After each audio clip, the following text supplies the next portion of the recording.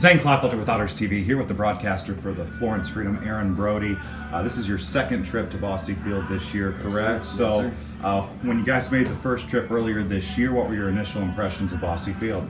Oh man, it's a baseball sanctuary, really, and that's something that I knew because I'm a huge League of Their Own fan, and prior to even being involved in the Frontier League, I knew that movie was filmed here at Bosse Field. You obviously know some of the other statistics out there. Third oldest ballpark still in existence around baseball.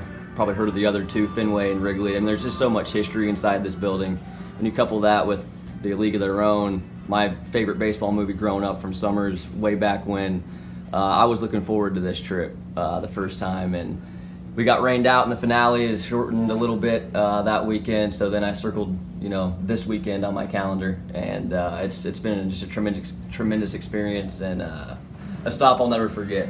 I saw you had the chance to meet our radio analyst Bill McCune, whose brother Jack, of course, was the manager of the Florida Marlins in 2003 when they won the World Series.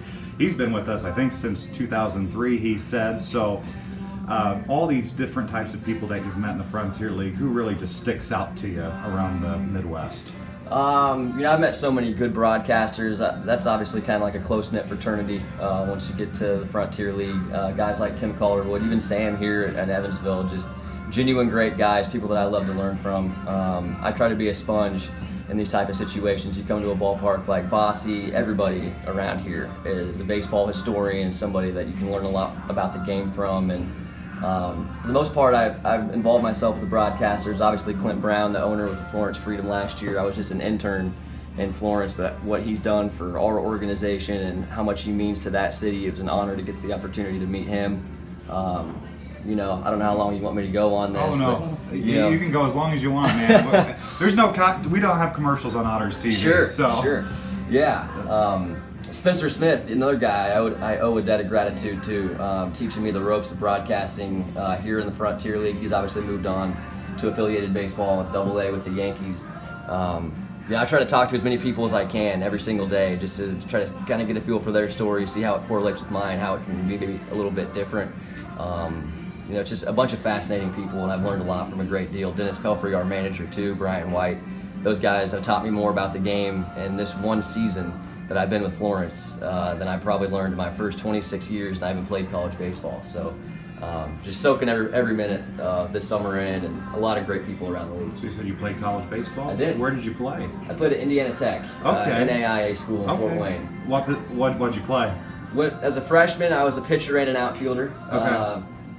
I was obviously very excited and thought I had the world in front of me, but got there pretty quickly. About 2 days into spring practice, realized I didn't have what it took to be a position player at that level. So I focused on being a pitcher starting that freshman spring, played the fall as an outfielder, but really kind of focused more on pitching late in my career. Played 3 years and focused on broadcasting as a senior because even pitching wasn't getting it done for me either. So it's never gotten to the point with Florence where you guys were short on arms and they weren't going to sign you I've up? lobbied for it often. I always tell Dennis, hey, we're getting to the point where you might need another arm here in the dog days of summer. I haven't thrown in about 2 years. That just means I'm fresh, but hasn't gotten me too far. All right. Well, the Frontier League is very weird this year. It seems like so many teams are still in the playoff discussion. Based on what you've seen from around the league, what has stood out to you from that? Oh, you're exactly right. Just the parity of the league. It doesn't matter. It's been kind of an interesting year for us personally with Florence. The East Division for much of the year has kind of had more teams playing well above 500, where the West has kind of been beating up on each other, more of a grinded out, 500 record type division. Yet Florence has done really well against the East, and in the West this year it's been a lot more of a dogfight. So I don't think you can always look at statistics to get a great feel for how good these teams are. It's a grind in this West Division. There's only 4 teams that make it, obviously, 12 teams in the league. 4 teams make it to the postseason, So, it's hard to narrow down that top 4 because from what I've seen this year, we're getting close to the last couple weeks of the season here.